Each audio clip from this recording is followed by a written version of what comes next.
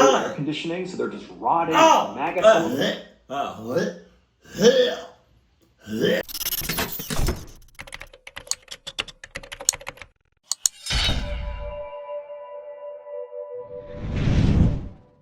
Now that my face is like this, what role in a movie or show can you see me playing?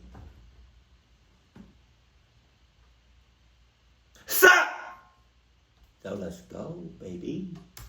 Today, we're going to look at 3 places you can't go and people who went there anyway. But before we get into those stories, if you're a fan of the strange, dark, and mysterious delivered in story format, then you've come to the right place because that's all we do and we upload once a week. So, if that's of interest to you, please sneak into the like button's house and replace all of their family photos of pictures of you wearing their clothes in the same poses. Jesus. Also, please subscribe to our channel and turn on all notifications so you don't miss any of our weekly uploads. Okay, let's get into today's stories. Yo! Hey! Dice roll! Dice roll! Shoo!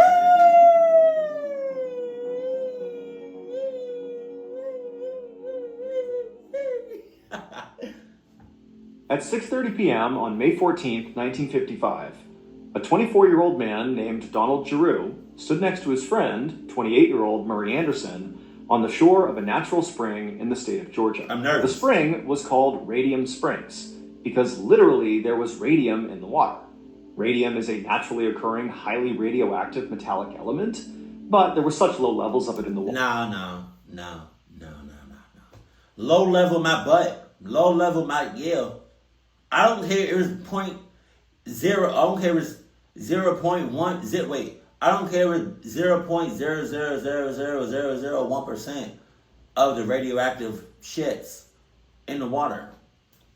That sounds like a cluck ass man. What? You got it. No. And to be honest, you got it. Because if something happens to me, I'm fucking everybody up within a 6-mile radius. I promise you. That it wasn't really a hazard. However, the radium did have an effect on the water. It made it practically neon blue, and so it was totally mesmerizing. I mean, you look at this thing and you know. So I got a question. If the radioactive shits was so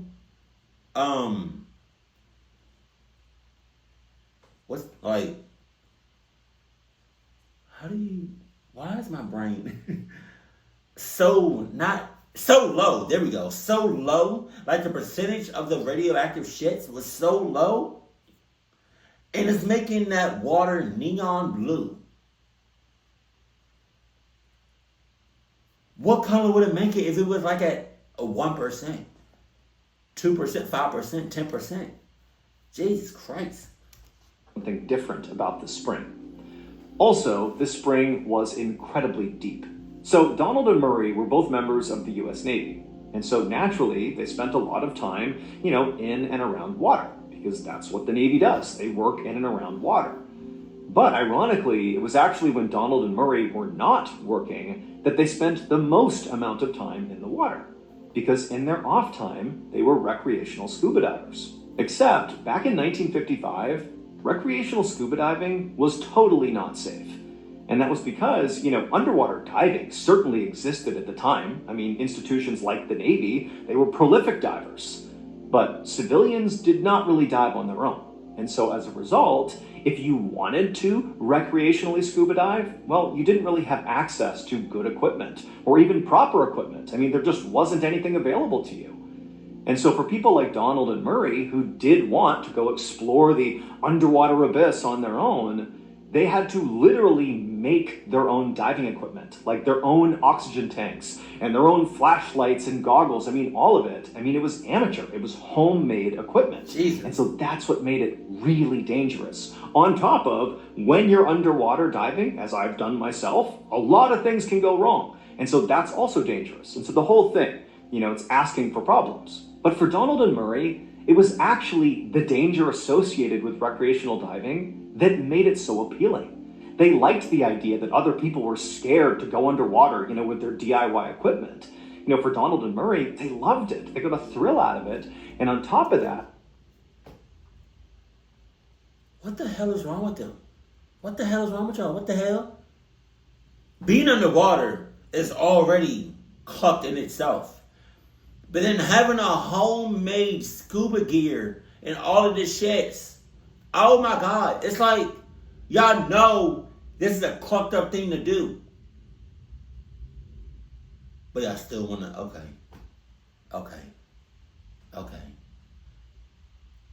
Reebok looking, all right, okay. They kind of felt like explorers. They got to go to places underwater where literally nobody else had gone before. In fact, they had already gone to other locations and mapped out, tunnels and underwater cave systems and all these different things that literally nobody else had done before. And they loved it.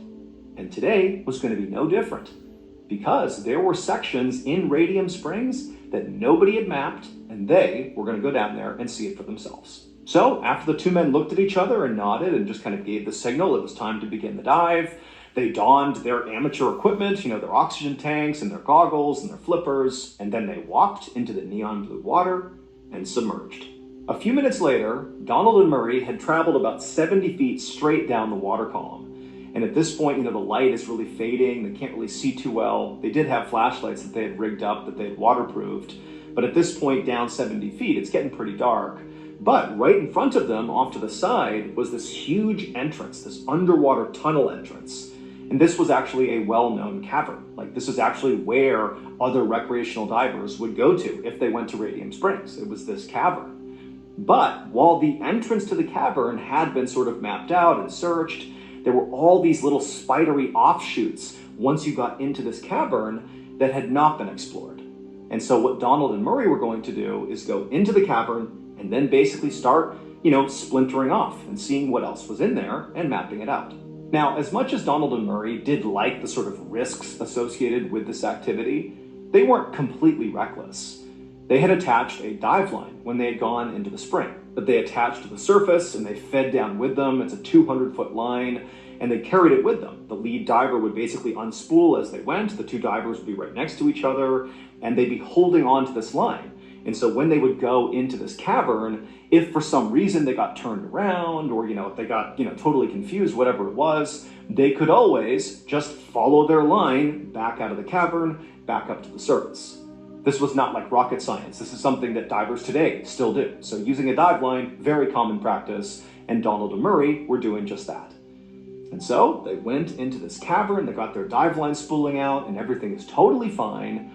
But once they were inside of this cavern, all the light completely went away. I mean, the cavern was relatively spacious, but, the light is coming straight down, and this tunnel entrance is basically, horizontal. And so once they're inside of this cavern, it's utterly pitch black. But Donald and Murray have dove other underwater cave systems. They knew going in how dark this cave system was going to be. They had their flashlights, that they had jerry-rigged to be waterproof, and they're holding on to their line, and they're going into this cavern looking for their first offshoot.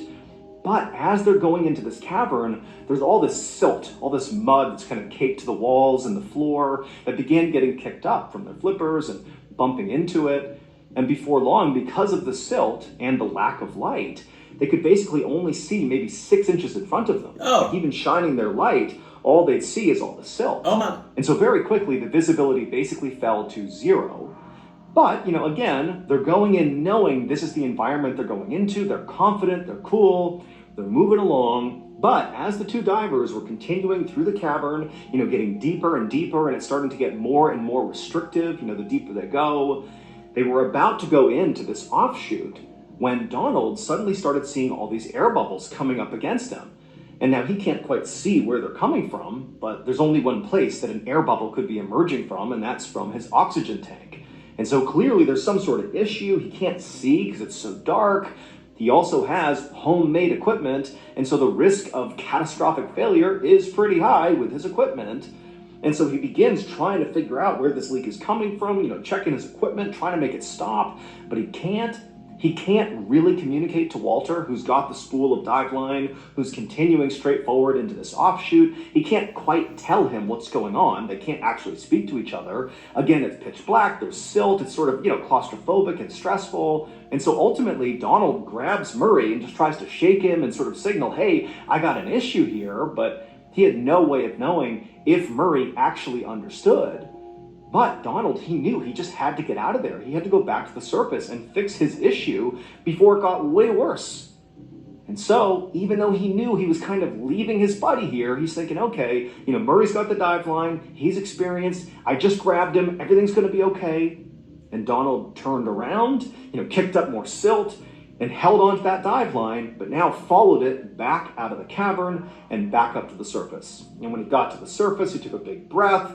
He was saved, he checked his equipment and realized, wherever the issue was, and he was actually able to fix the issue. And so before long, after only being on the surface for a couple of minutes, he had put his equipment back on, he was back in the water, and following the dive line back down towards the cavern. As Donald began his descent down towards that cavern, 70 feet down, the whole time he's holding onto the dive line, making sure he doesn't lose that. But really what he's focused on is checking his equipment, because as he's going down, he's got basic visibility here. It's not going to be like in the cavern where you can't see anything. And so as he's going down, he's checking his equipment and just making sure that there isn't a leak. And by the time he got all the way down 70 feet and the dive line turned and went into that cavern, Donald was feeling pretty good that his equipment was good, it was not malfunctioning, and it was safe to go back into the cavern with Murray. And so that's what he does. He's got his flashlight in one hand, he's got the dive line in the other, and he's now looking straight into this dark opening of this cavern, and in Donald goes, the whole time holding onto that dive line. And pretty much immediately, once inside the cavern, the flashlight became useless because, again, the silt's still kicked up, there's no current running through this cavern, so the silt is not going anywhere. But either way, Donald knew what he was doing. He was going straight in there to connect with Murray and continue this dive and see what else is in here and, map it out for other divers. And so into the cavern he goes. He's holding the dive line in one hand. He's got his flashlight and he's going deeper and deeper into this cavern. And the whole time he's expecting at any moment he's just going to bump into Murray. But he just keeps going and going deeper and deeper into the system. The walls are getting tighter. Murray dead. Murray got clubbed up. Oh no. I'm just saying some stuff. Tighter around him, and eventually he reaches the very end of the dive line, 200 feet at this point, deep into this cavern. And there's no Murray. Murray's gone. Now Donald is looking around. Remember, it's total darkness. All he's got is this flashlight, which basically just illuminates the silt that's been kicked up all around him. But where he is at this exact moment, the silt wasn't too bad. It was just like this abyss all around him. It's totally black. There's nothing around him. And in a sudden panic, Donald thinks, oh my goodness, I'm so far into this cavern, I haven't found Murray, like something's happened to him. He's run out of air or he's gotten lost. Like, how could he have let go of the dive line? What's going on here? And so Donald immediately just starts going down to the bottom of the cave and searching the ground, thinking that, maybe Murray got to this point and passed out and sunk to the bottom, but he gets to the bottom of the cave, there's nothing there, he starts feeling the tunnels, there's nothing, and at this point he's kicked up even more silt, and so, he really can't see anything. And he's thinking, it took me a while to get in here, and I'm running low on oxygen right now, I need to get help immediately, because Murray, he's gonna run out of time really quickly here. And so Donald, he turns around and holding onto this dive line, he pulls himself out of the cavern. He goes back to the surface. Some part of him was hoping that when he got up there that he would just magically see Murray waiting for him, but nope, he's all alone. There's nobody here. And at that point, Donald took off his gear and he contacted authorities. Not long after that, 2 commercial divers, along with an entire U.S. Navy dive team, arrived at Radium Springs and began looking for Murray. And they searched and they searched and they couldn't find him until 8 a.m. the next morning. 12 hours after Donald had surfaced. It would turn out when Donald had that malfunction that caused him to leave the cavern and leave Murray behind and go to the surface and fix himself and then go back down again. Well, in that space of time that he was away from Murray, Murray continued to spool out the dive line, maybe not necessarily knowing that Donald had left him at this point, and Murray got all the way to the end of the dive line, 200 feet, and at that point, in this uncharted tunnel he was in, somehow or another, Murray became disconnected from the dive line.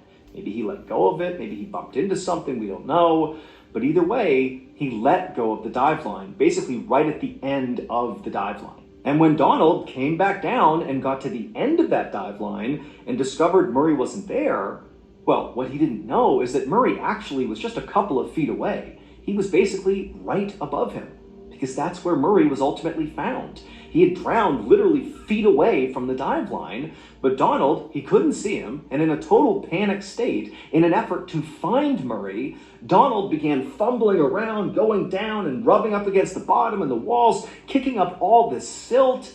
And you gotta figure at this exact moment, Murray, who's very much alive at this point, almost certainly, is right above him, and now his visibility, which was already terrible, he's probably scared to death because he's looking for this dive line, and now the silt is just getting kicked up all around him. He probably knows Donald's nearby. He's swimming around looking for Donald. Donald's looking for Murray. They swim right past each other. It's absolute madness. But then eventually Donald just vanishes because he's going to find help.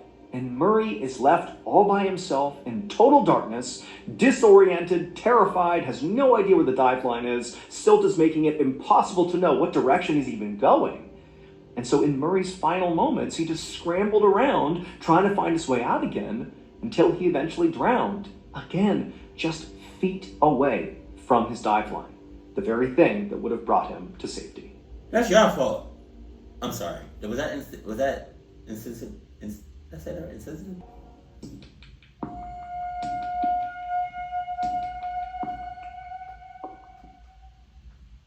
On May 28th, 2022, a photographer named April Vertucci, along with two of her friends, snuck towards this abandoned funeral home in Flint, Michigan. Because you got me at abandoned funeral home. You got it. Anything abandoned, you lost me. The funeral home was a big brick building right off a main road in the center of the city, and April and her two friends knew there were lots of people that were kind of looking in this direction, and it was illegal to go into this property, and so very carefully they snuck their way towards the back door of the building, and they saw the door was, completely attached to its hinges. It was in good shape, appeared to be locked, but they thought, what the heck? They walked up to the door, took a look around. April reached down, tried the handle, and it pulled right open. And as soon as this happened, April was psyched, because not only was she a photographer, but she was also an urban explorer, which meant she would sneak into places like this, abandoned buildings and other man-made sites, just to have a look around. One, because it was fun and exciting, but also because she got to use her photography, taking cool pictures of places like this funeral home. And so April's friends were also into urban exploring, and as soon as this door came open, it was like, oh my goodness, I can't believe we're gonna get to explore this legendary site. So this funeral home had been shut down about 5 years earlier because of reports of unsanitary conditions inside. Anonymous reporters had gone in and discovered that there were literally human remains out. There were up to 40 bodies being stored in one room. Oh my God! Air conditioning, so they're just rotting. Maggots. Hell, no. You got it. That's nasty. Oh my God. Just bodies, just in one room, stacked on top. Man. That's disgusting. Oh my God. Place. There's embalming liquids on the ground. There's blood everywhere. What? I mean, basically, this place was like the site of a horror movie. And so the state comes in, they shut this place down, and the owner, after being shut down, just abandons the building, just leaves it exactly the way they had left it. I mean, the bodies were removed by the state, but all the equipment for the funeral home was just left behind. Everything was sealed up, and that was that. And the place was deemed off limits. But naturally, urban explorers found out about this and began going in to see this horror show for themselves. And so April and her friends, they had heard about this place and immediately were like, we gotta go in there. We gotta see it for ourselves. And so they hopped in a car and they drove over 3 hours from Ohio to Michigan. Damn. Just to check this place out. And now here they were, door open, and in they go. Once the door shut behind them, April and her two friends were looking down this long, dark hallway. It's totally silent inside. The walls were made out of cinder block that had been painted white, but the paint was all chipping off, and they had their flashlights out, and it's dark and creepy, and they're looking down the hallway, and just for a second, they just stop and listen to see if anybody else is inside of here moving around. Maybe other urban explorers, or even other animals or anything, squatters, they don't know, but they're sitting there for a second just listening, and they don't hear anything, And so with April in front, they begin walking down this hallway. And as they're walking, there's all this trash on the ground. It's totally eerie as they're walking. Every little sound is sort of startling them. They're kind of laughing as they're going. And eventually, April stops in front of this first door that she sees, the first door off the hallway, and it's closed. And right across the center of this door is this big caution sign saying, stay back. And then underneath the caution sign, it says formaldehyde. And so April and her friends knew that, okay, well, formaldehyde is a chemical used to embalm bodies, something funeral homes did. And so they know that behind this door very likely was the embalming room, where funeral homes would literally pump dead bodies full of formaldehyde and prep the bodies, to be presented at the wake, before they're actually laid to rest. It's like this is where actual dead bodies are manipulated. And so April and her friends are pretty excited. And so April, she opens up the door and they look inside of this room and it's very eerie. It's pretty much vacant. But in the center of this room, it's all dark. They have their flashlights, right? In the center of the room is this metal table, this standalone metal table. It's like a gurney. And it's where the dead body would be placed as they're being embalmed. And then on the walls all around are all these shelves with various tools and, vials of various milky liquids. There's a saw, there's scissors, there's scalpels. Okay, okay. Give me a second. Give me a second. Oh, God. Jesus. How do certain people find this fascinating and get excited about shit like this? I cannot. Oh, my God. The amount of bodies that have been on that metal bed. Hey. On the ground, there's, fabric that appears to have some sort of bodily fluids on it. I mean, this really looks like the scene of a horror movie. But for April and her friends, it's like, this is a gold mine. I mean, this is what we came here for. And so April and her friends, for the next little bit, they just began walking all around the embalming room. April taking photos and her friends and April kind of moving things around, seeing what was in there. And then eventually, they left and they continued to search the building and they found a chapel where there were caskets laying around. They also went into a garage and they found there was an old hearse just left inside the garage. I mean, the place really was as creepy as everybody said it was. And so it was sometime around discovering the garage that the girls had gone back to the main hallway and they discovered this other door that they hadn't seen when they were searching over the first 30 minutes they had been in there. And this door led to this ominous stairwell that went down into what appeared to be the basement. Oh my God! And so at this point, the girls felt like they had sort of searched the entire main floor. And, the two friends, not April, they really wanted to go down these steps and explore the basement. They'd been here long enough that it seemed pretty clear that they were the only ones there. It had been totally quiet. And even though it was creepy, ultimately, they sort of felt safe at this point. And April did too. But she also was having a great time still taking pictures on the first floor. And so at this point, the group decided to split up.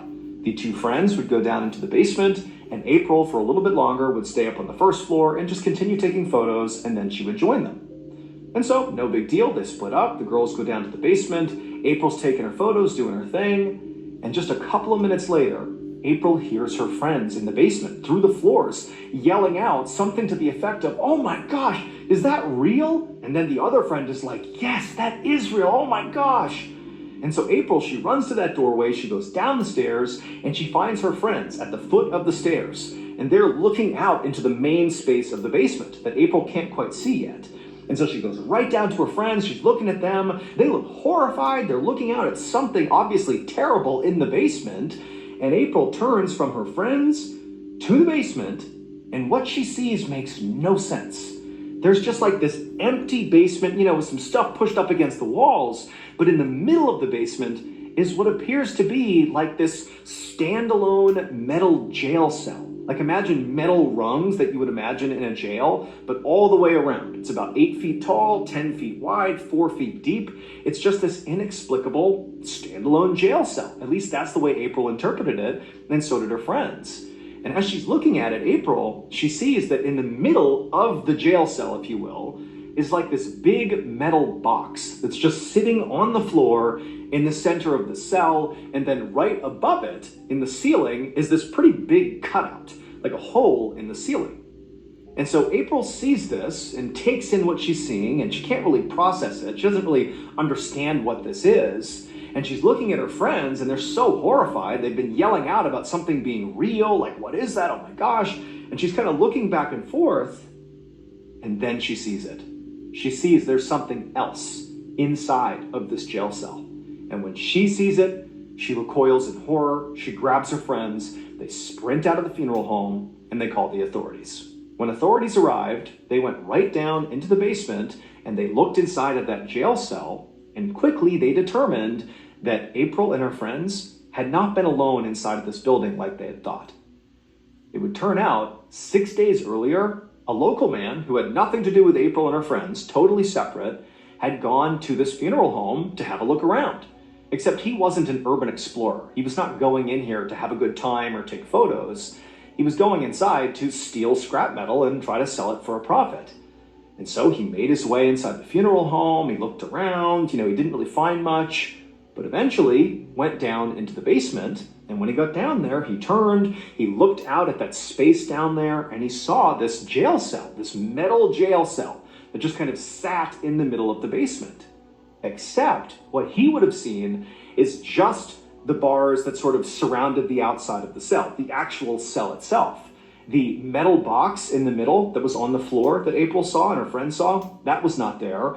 And the hole in the ceiling would not have been there. He would have just seen basically a lot of metal in the middle of the basement. So he's thinking, I've hit the jackpot. This is exactly what I've come here for, to take this metal and go sell it. And so this man, he goes into the jail cell, into this cage, and he quickly realizes the actual metal struts that made up the cage, even if they were super valuable, they were thick and difficult to cut through, and so realistically, they were going to be really hard to extricate and get out of this place. But when the man is actually inside of this jail cell, this cage, he sees there's actually some other metal that he hadn't seen when he first came down that might be far easier to extract. Basically, right in the middle of this cell were additional metal rods that were running from the ceiling down to the ground. They were far thinner and easier to move around. What kind of funeral home was this? What the? Yo. I feel like the owners of this shit was just, the employees, all of that was just in cahoots. They sus. They was cluck asses. Because what the hell? And he's thinking, I could actually cut these and get these out of here and turn a profit on them, and then come back at a later date with, more people or more powerful tools to cut the metal that sort of was the cage, the stuff that he had originally seen. And so, feeling pretty optimistic, the guy put his stuff down, his phone, his wallet, his other things off to the side, in the cage, and then he got out his bolt cutters and he cut the very first one of these thinner cables right in the middle of the cell. And as soon as he cut one of them, there was this loud rumbling sound he would have heard right above him, and then this big metal box came crashing down and pinned him to the ground. It would turn out what this man had walked inside of was not a jail cell in the basement of the funeral home. It was actually the inner workings of something known as a casket lift. Basically, the funeral home has to raise caskets from the basement where potentially they're stored up to the main floor to be used. And, they're pretty cumbersome, big things that need to get moved around. And so effectively, they have an elevator that brings them up.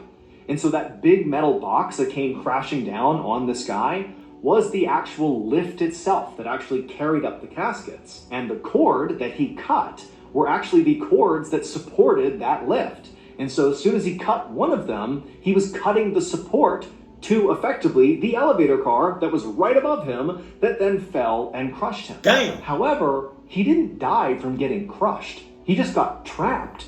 And as soon as he realized he was trapped and being kind of crushed to death here, he reached for his phone, but he realized his phone was just barely outside of his reach. He couldn't get to his phone. And nobody knew he was here. This was an illegal activity. He didn't broadcast where he was going. And so he's stuck. He can't call anyone, and no one knows he's here. And so for 6 days, that lift gradually crushed this man to death. And then finally, when April and her friends showed up and they went down in the basement, they didn't just see, this destroyed casket lift. They saw this dead man's body, and he was literally outstretched, still reaching for his phone. Jesus. Okay, so I guess that was a regular funeral home, but god damn. On the morning of September 10th, 1987, police constable Dick Ellis walked into an interview room in a police station in South Yorkshire, England. Dick. His first name is... I'm childish. I'm sorry. Inside of this room was a table, and sitting on the other side of this table were these two security guards. One was named Stephen Brooks, and the other was named David Goldthorpe. And from PC Ellis's perspective, his first impression of these two guys is they were like big, burly, tough-looking men. He could tell they were both visibly shaken, like something had really rattled both of these guys. However, before Ellis could even sit down and begin asking basic questions about what was going on here, these two security guards just launched into this totally crazy-sounding story. The men told Ellis that the night before, they had been patrolling this construction site, where workers were building a 6-mile stretch of highway and bridge that were called the Stocks Bridge Bypass. Now, at this time of night, there was nobody at the site, no workers, nothing like that. And so really it was the security guard's job to make sure nobody entered the site and either tampered with equipment or tried to steal anything. Now, the night had been very routine and quiet until around midnight.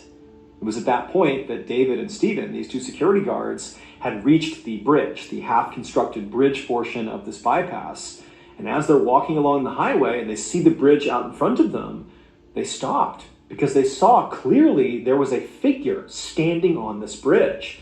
It almost looked like a man who was wearing a long jacket, like a cloak or something, and he appeared to be staring down below the bridge, down towards the valley, underneath what the bridge was actually going over.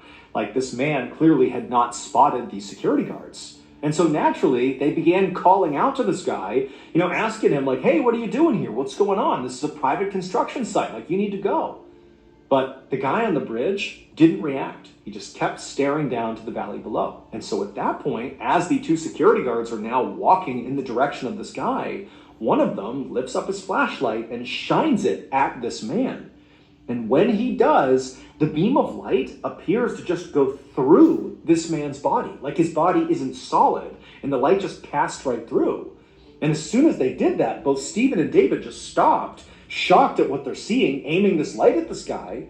And as they're doing this, the figure appeared to kind of turn and look at David and Stephen. And they were so unsettled and terrified by it that instead of protecting the construction site, they just turned and ran. And they went to the police. Now, after PC Ellis had been told this story, he did not believe in any way that what they had experienced was supernatural. He's thinking, okay, clearly, you saw some guy and, maybe he shouldn't have been there and maybe it was a trick of the light or something, or maybe that wasn't a person. How is my flashlight going through the person's body a trick of the light? A trick of the jail? Well, how do you explain that? You can't. What are you talking about? Get the hell... All right. Oh, and you just thought it was. Like, who knows? But there has to be a logical, rational explanation here. And so feeling kind of annoyed that he was called in to deal with this, Ellis looks at these two guys and he's like, look, this is not a police matter. Why don't you guys, if you're so shaken up by this, go talk to the church or something. Like, this is not something we can help you with. And at that, the two security guards just said, okay. And they got up and they left. And Ellis, truthfully, didn't think about this at all. It was like, okay, great, that's done. I don't got to deal with that. And he went on with his day.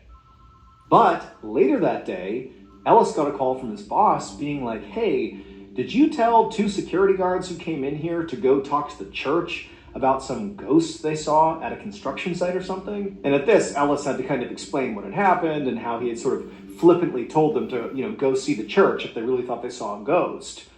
But his boss was like, well, they took you literally, and they are currently at the local church, those two security guards right now, and they are refusing to leave unless the church helps them with this ghost situation. And so Ellis's boss told him that you just need to go to the church, get these two guys to calm down, and leave. Go do that right now. And so Ellis is like, I can't believe they took that seriously. Okay, fine. So he hops in his cruiser, he goes to the church, he finds these two guys who are still totally shaken up and they're pleading with people to take them seriously. Somebody needs to go out there and see what's on the bridge, see what this could have been. And Ellis is like, guys, I will, tonight, go to the bridge. I will check it out. I'll see what's going on there. If you leave the church and you don't come back, like, leave these people alone. And at this, David and Stephen, they're totally relieved. They're like, oh, you will? Oh my gosh, great. We'll leave. Thank you. Like, let us know what you find. And they left the church. And so they left, and PC Ellis is like, okay, great. I guess tonight I'm going to go looking for ghosts. And so that night, around midnight, PC Ellis and his partner drove over to the construction site. Specifically, they went to the bridge. They got on the road that actually went underneath this unfinished bridge, and they camped out on this lower road. Looking straight up in front of them was this bridge. They're basically just going to monitor this bridge because that's where the security guards claim to have seen this figure, this ghost. They're going to stake out this bridge, see what happens, call it good. Now, at first, nothing happened on this bridge. Ellis and his partner just sat there, staring, bored up at this bridge, waiting for, the time to pass by so they could leave. But at some point, Ellis noticed movement up on the bridge, and so did his partner. Now, they couldn't quite tell what it was, and they couldn't even see if it was still moving around anymore. But clearly, something had moved on the bridge. And so for a couple of seconds, Ellis and his partner are just staring really intently up at the bridge, waiting to see something else happen, but, nothing else did.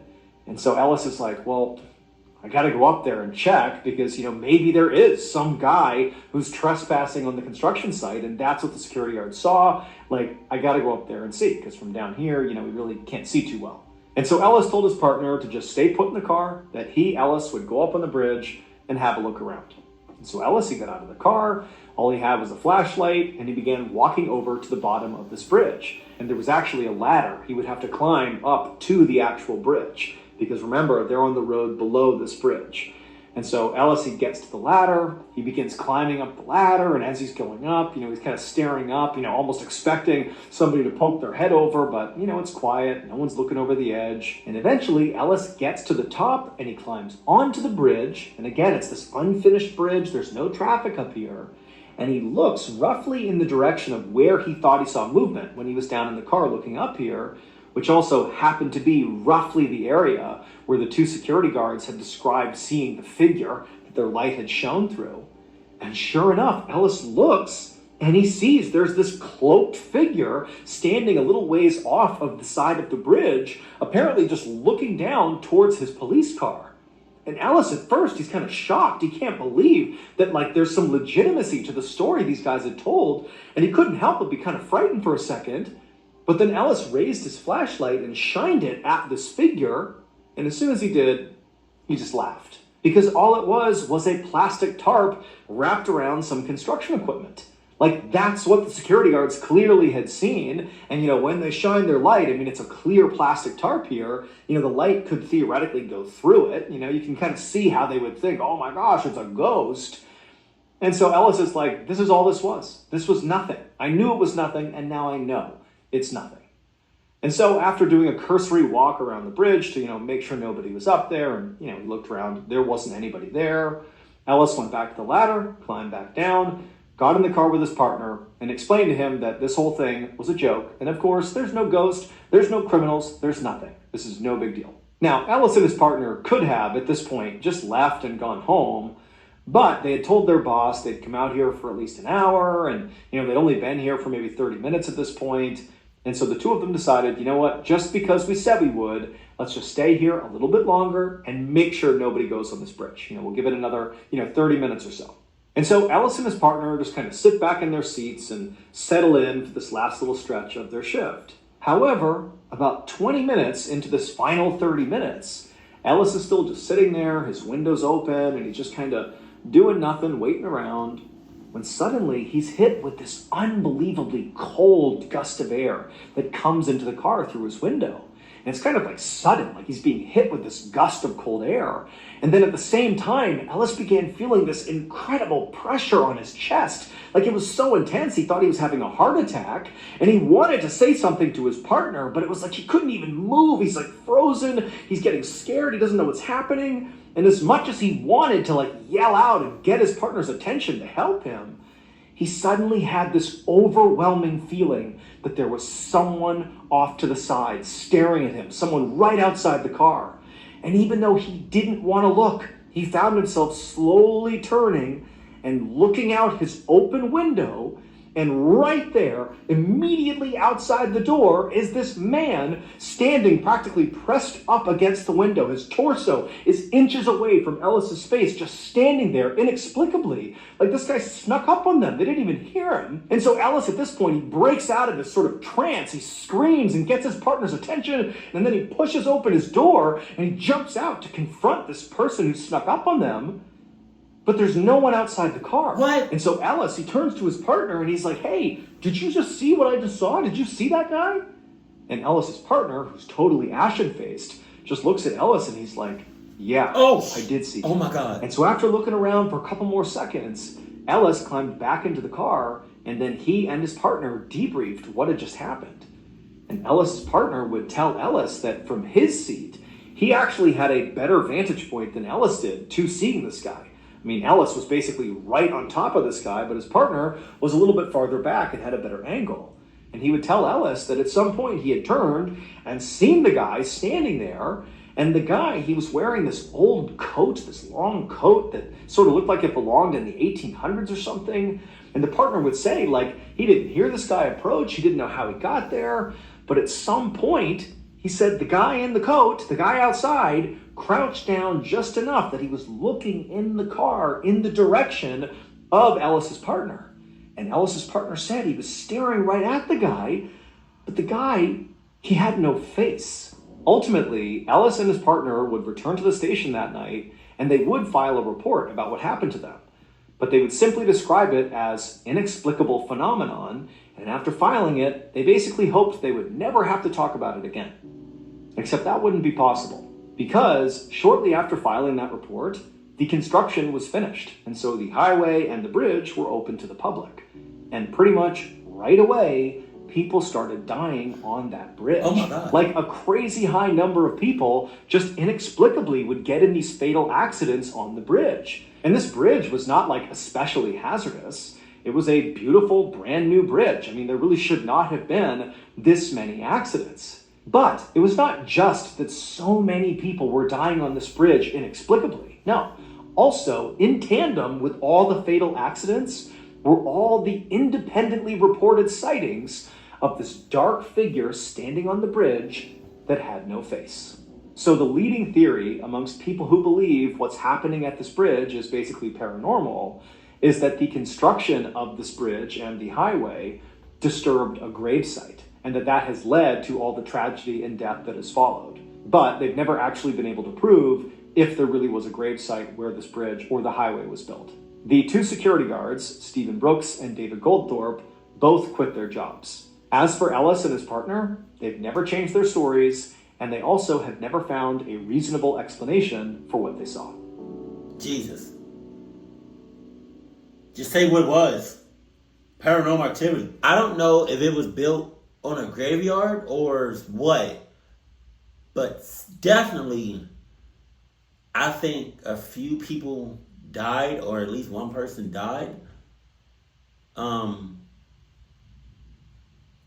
near that bridge, because it wouldn't make sense. Either it was a graveyard or some cloaked activity happened and they just built a bridge on top of that land, that area. I kind of think they were right to go to the church. Because I don't know, I probably would have went to the church. I probably would have started praying or anything or something. But that with that first story with the scuba divers, I don't want to be like, how do you say it? Insensitive? Or like, but that was them. That was their fault, you know? They had homemade scuba diving equipment. You know what I mean? The shit was amateur. It was yeah. That was in water that had radioactivity. I don't know how do you say radioactivity. Radioactive stuff in the water. The water was deep as hell. The water was so deep. It was so many things, so many red flags in that first story. that I can't help to say that it was their fault. There were so many things wrong and so many red flags in that first story. It was 100% different. I'm surprised they didn't both get clucked up, but I'm glad, you know, at least one person made it out alive. And I'm not really messing with no funeral homes. You know, you got it. Keep it cool, keep it classy, and I love you. Stay happy, my family.